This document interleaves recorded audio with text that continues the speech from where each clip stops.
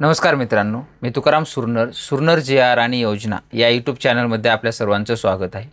आजच्या व्हिडिओमध्ये एक अत्यंत महत्त्वाची आपण माहिती पाहण्याचा प्रयत्न करणार आहोत. शेतकऱ्यांच्या उत्पन्नामध्ये भर घालण्यासाठी त्यांनी आपल्या शेती पिकामध्ये जर पाहिलं तर फळबागांची जर लागवड केली तर त्यांच्यासाठी 100% अनुदान दिलं जाणार आहे.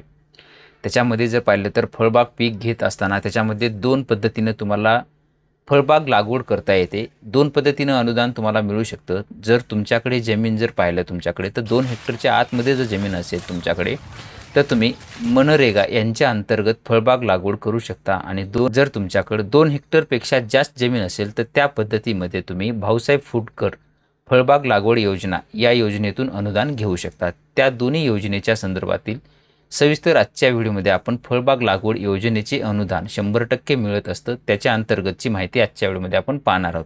तर व्हिडिओ शेवटपर्यंत पहा. व्हिडिओ जर आवडत असेल तर व्हिडिओला नक्की लाईक करा, तुमच्या मित्रपरिवारांना शेअर करा जेणेकरून त्यांनाही याबद्दलची माहिती मिळेल. आणि चॅनलवर जर तुम्ही नवीन असाल तर चॅनलला सबस्क्राईब करून ठेवा जेणेकरून पुढचं नवीन अपडेट तुम्हाला लवकर मिळत जाईल.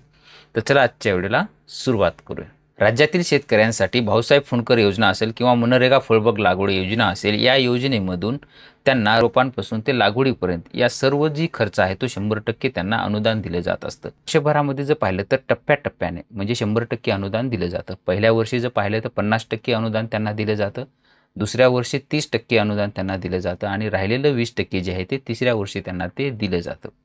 या योजनेचा जो उद्देश पाहिला आपण तर शेतकऱ्यांच्या फळबाग लागवडीमधून त्यांचं आर्थिक मदत करणे असेल किंवा जेणेकरून त्यांच्या उत्पन्नाचा स्रोत वाढवणं असेल आणि उत्पन्नातून मिळालेल्या पैशाच्या आधारावर इतर त्यांचा उद्योग व्यवसाय सुरू करण्यासाठी त्यांना माल उपलब्ध होणे किंवा पैसा उपलब्ध होणे हा त्यांचा आहे.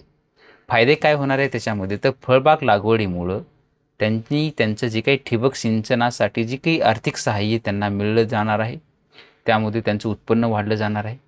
त्या अंतर्गत त्यांचं ठिबक सिंचनामुळं पाण्याची सुद्धा बचत होणार आहे. तसेच त्यांच्यासाठी जे काही त्यांनी उद्योग उभा करू लागत असतील त्यांच्यासाठी सुद्धा त्यांना ती सहाय्य होणार आहे. या योजनेचा जर तुम्हाला लाभ घ्यायचा असेल तर त्याच्या नेमक्या अटी काय आहेत, अटी जर आपण जाणून घेत असू तर याच्यासाठी फक्त शेतकरी हाच घटक इथं पात्र ठरणार आहे. म्हणजेच ज्यांच्या नावावर जमीन आहे तो शेतकरीच हा घटक मान्य केला जाणार आहे. त्यानंतर प्रत्येक विभागावाईज वेगवेगळी इथं तुम्हाला मर्यादा दिलेली आहे. जर तुम्ही कोकण विभागामधून हा अर्ज भरत असाल तर तुमच्याकडे कमीत कमी 10 गुंठे जमीन असणं गरजेचं आहे आणि जास्तीत जास्त 10 हेक्टरपर्यंत जमीन तुमच्याकडं असणं गरजेचं आहे.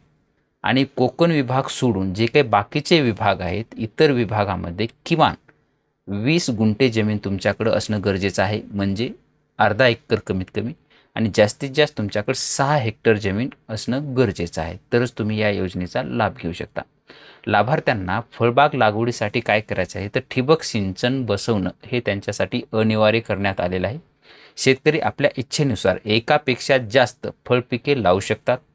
7/12 जर तुमचा जॉईंट असेल तर आपल्या नावावर असलेल्या क्षेत्रावरच लाभ घेता येतो, बाकीच्याची तुम्हाला इतर संमती घेता येते.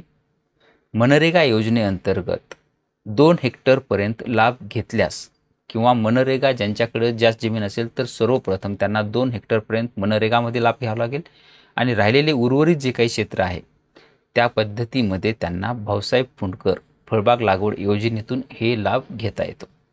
जर तुम्ही इतर शासकीय योजनेतून फळबाग लागवडीसाठी अर्ज केला असल्यास लाभ घेतला असल्यास ते क्षेत्र वगळून राहिलेले क्षेत्र जे काही तुमच्या विभागावाईज मर्यादा आहे दिलेली, कोकण विभागामध्ये 10 हेक्टरपर्यंत आणि इतर विभागामध्ये 6 हेक्टरपर्यंत या मर्यादेमध्ये तुम्हाला तो लाभ घेता येईल.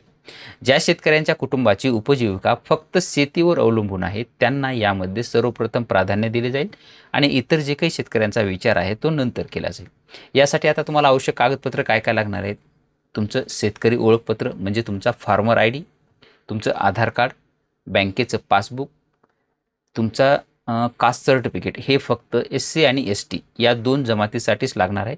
त्यानंतर तुमची जर संयुक्त जमीन असेल तर त्याच्यासाठी तुमच्या जे काही बाकीचे खातेदार आहेत त्यांची संमती असलेला तो एक तुमचं संमतीपत्र, तुमच्याकडे जर कुळ जमीन असल्याची जर असेल तर कुळाची संमती असलेल्याची ते पण तुम्हाला देणं गरजेचं आहे आणि हमीपत्र शेतकऱ्याचं हे एक तुम्हाला देणं बंधनकारक आहे. आता हे सर्व कागदपत्रे माहिती झाले, लाभ किती मिळणार आहे हे माहिती झालं, परंतु तुम्हाला अर्ज कुठे करायचा आहे तर योजनेत सहभागी होण्यासाठी इच्छुक शेतकऱ्यांनी mahdbt.maharashtra.gov.in या संकेतस्थळावर जायचं आहे. म्हणजेच फार्मर DBT या संकेतस्थळावर तुम्हाला जायचं आहे. जाऊन तिथं तुम्ही हा अर्ज भरू शकता किंवा तुमचे जे काही जवळचे कृषी अधिकारी असतील किंवा कृषी कार्यालयामध्ये जाऊन तुम्ही या संदर्भातील सविस्तर माहितीसुद्धा तुम्ही घेऊ शकता.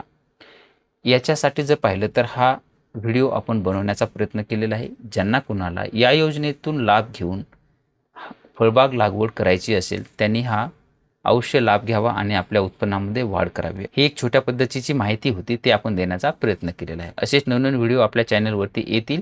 भेटूया नवीन माहितीसह नवीन व्हिडिओमध्ये. धन्यवाद.